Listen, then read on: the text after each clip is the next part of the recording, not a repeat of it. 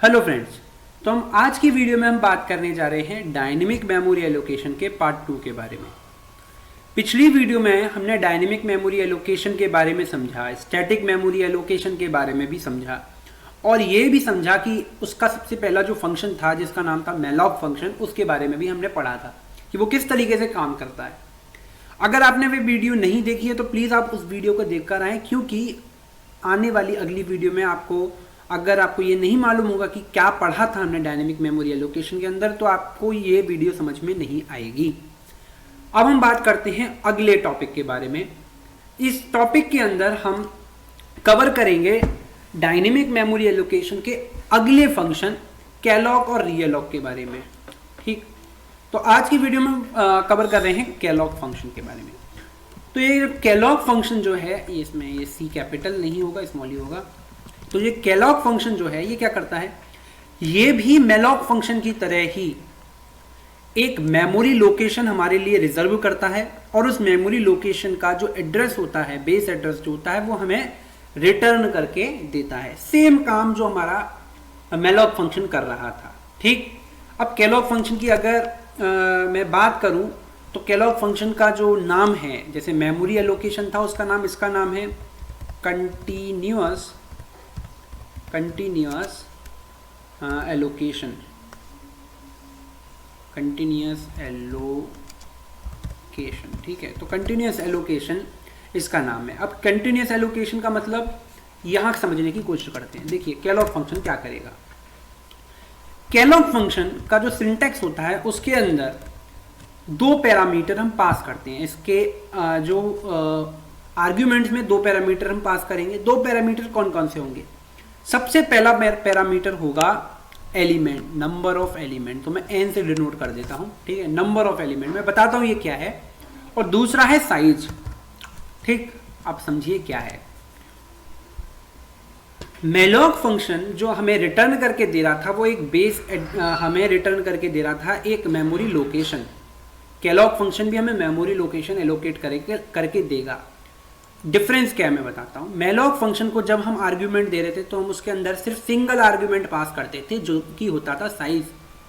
तो वो हमें क्या करता था, जैसे मैंने अगर उसके अंदर 8 लिख दिया तो वो हमें 8 बाइट की मेमोरी एलोकेट करके दे देगा और उसके लिए हमारे लिए रिजर्व कर देगा और रिजर्व करके उसका जो बेस एड्रेस होगा वो हमें पास कर देगा। कैलॉग फंक्शन अब क्या करेगा, मान लीजिए कि साइज है और मैं कैलॉग फंक्शन के साइज के अंदर 2 लिख देता हूं या 4 लिख देता हूं। ठीक, तो कैलॉग फंक्शन क्या करेगा, जैसे n की वैल्यू, लेट सपोज n की वैल्यू है 4, ठीक है, एक डेटा ले लेते हैं, n की वैल्यू है 4, तो हमें कोई भी मेमोरी लोकेशन के 4 पार्ट्स क्रिएट करके देगा। ये इक्वल पार्ट्स होंगे, थोड़ा बड़ा बन गया, कोई बात नहीं, इक्वल पार्ट्स क्रिएट करके देगा 4। ठीक, उसके बाद जो आती है बात साइज की, मान लीजिए कि मैं साइज में लिख देता हूं 4 बाइट, साइज में लिख देता हूं 4 बाइट या फिर 4 ही लिख दिया, साइज इक्वल्स टू 4, साइज में पास कर दिया 4 बाइट। तो वो अपने आप ही नॉर्मल सी बात है कि बाइट में ही वो मेमोरी एलोकेट करके देगा। तो अगर मैंने 4 लिखा तो हर एक जो ये ब्लॉक होगा, इस ब्लॉक की जो लेंथ होगी ना, इस ब्लॉक का जो मेमोरी स्पेस होगा ये 4 बाइट का होगा, 4 बाइट का होगा, 4 बाइट का ये भी होगा, 4 बाइट का ये भी होगा।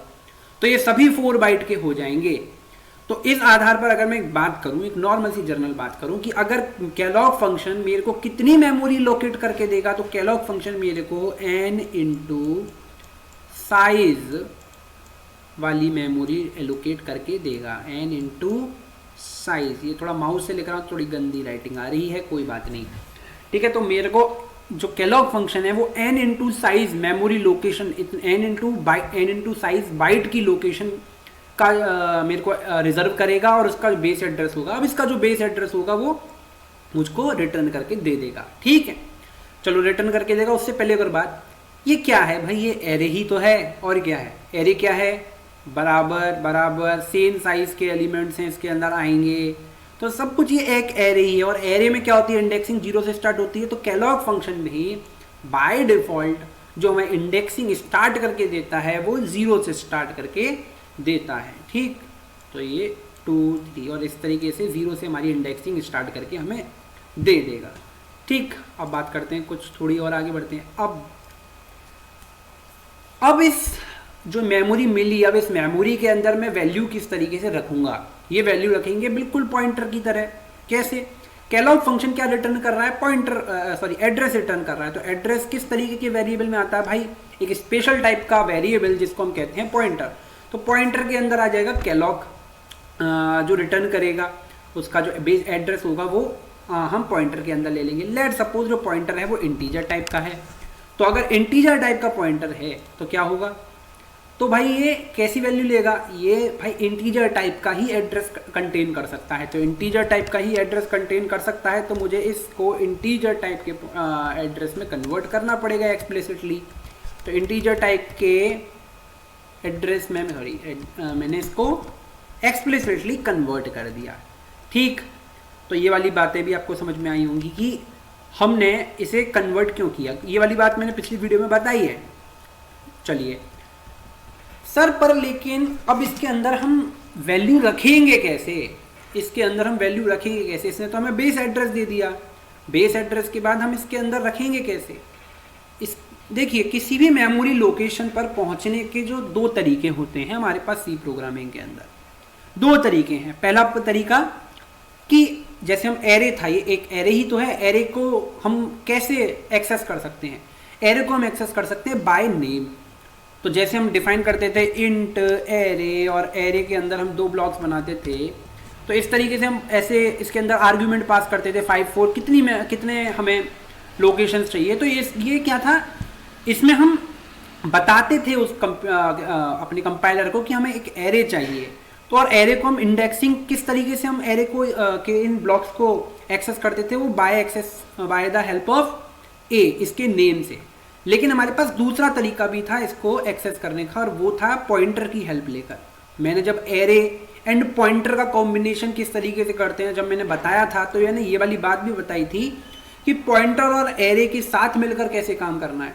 तो पॉइंटर और एरे के साथ मिलकर काम करते थे by the help of pointer के अंदर इंडेक्सिंग करके। पॉइंटर के साथ कैसे करते थे? देखिए, पॉइंटर जो p है, जैसे यहाँ पर p लिख रहा है, तो p किसे डिनोट कर रहा है? p डिनोट कर रहा है इस के बेस एड्रेस को, और एरे का जो नेम होता है वो भी उसके बेस एड्रेस को ही पॉइंट करता है। तो बस बहुत सिंपल सी बात है।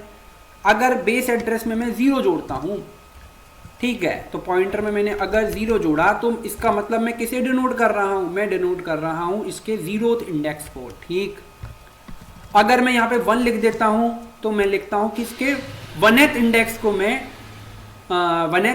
मैं वैल्यू एक्सेस करना चाह रहा हूं।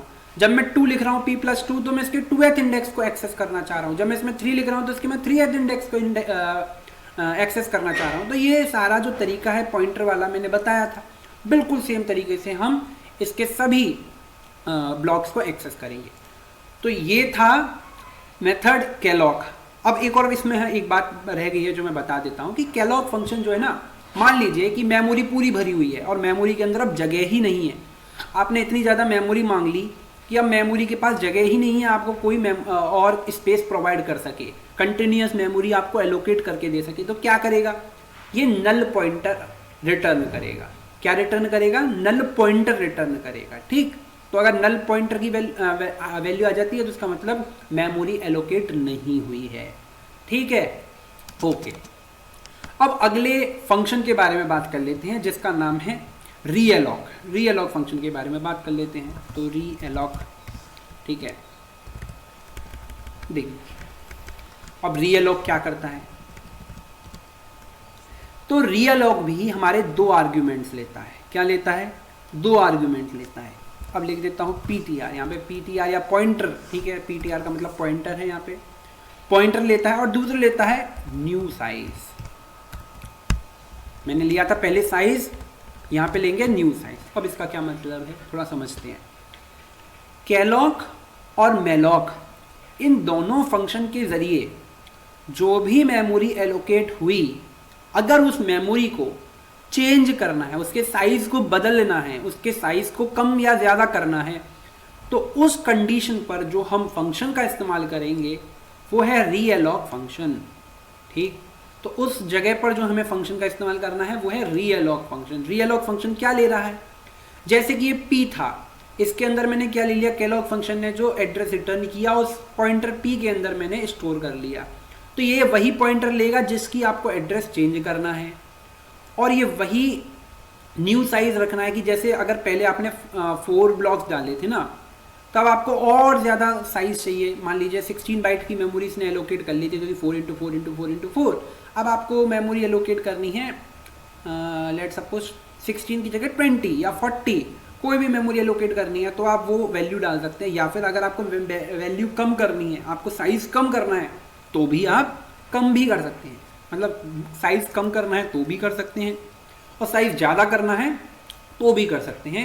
रीअलॉग फंक्शन का सिंपल सा काम यही है। और रीअलॉग फंक्शन क्या रिटर्न करता है, वही चीज़, सेम चीज़ रिटर्न करता है रीअलॉग फंक्शन भी। रीअलॉग फंक्शन भी वही रिटर्न करेगा जो कि केलॉग फंक्शन वगैरह रिटर्न करते हैं। तो केलॉग फंक्शन वगैरह रिटर्न क्या करते हैं, एक एड्रेस रिटर्न करते हैं, वॉइड टाइप का एड्रेस रिटर्न करते हैं। तो इसीलिए मेरे को इंटीजर में से कन्वर्ट करना पड़ेगा, एक्सप्लिसिटली इंटीजर में मैंने इसे कन्वर्ट कर लिया। और मुझे इस एड्रेस को कहीं ना कहीं कंटेन करना पड़ेगा, तो एड्रेस को मैं किसी इंट पॉइंटर क्यू, किसी क्यू टाइप के पॉइंटर के अंदर में से स्टोर करा लेता हूँ। तो ये था रीअलॉग फंक्शन, बिल्कुल इसका साइज चेंज करके दे देगा। तो मुझे लगता है कि आपको केलॉग एंड रीअलॉग फंक्शन अच्छी तरीके से समझ में आए होंगे। अगली वीडियो में हम बात करेंगे फ्री फंक्शन के बारे में। आज की वीडियो में बस इतना ही। Thank you.